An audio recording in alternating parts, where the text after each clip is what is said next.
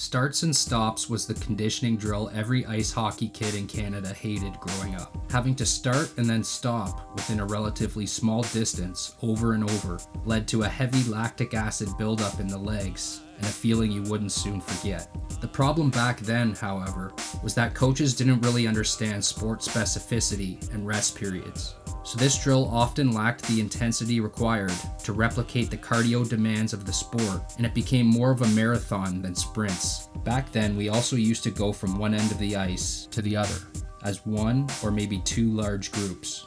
For box lacrosse, in variation number 1, we start with 4 groups, not shown here, with approximately even numbers, lined up east-west in orientation, halfway between the end line and the restraining line, using pylons for markers where necessary, giving each group a number between 1 and 4. All of the players in group number 1 run up and touch the restraining line, and then run back to the starting position.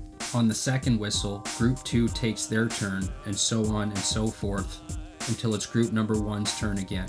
Coaches should mix up the number of sprints in a row that each group does, generally between 1 and 4, and also mix up the style of sprint demanded of the players, mixing between running forward, backpedaling, side shuffling, and tracking, which is 2 45-degree angled steps one way and then 2 the other, either forward or backward.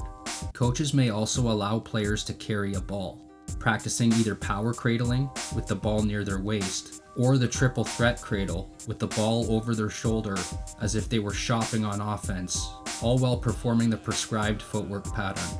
Goalies in full equipment may be permitted to do less reps than the players, about half the amount, taking a turn every other rep.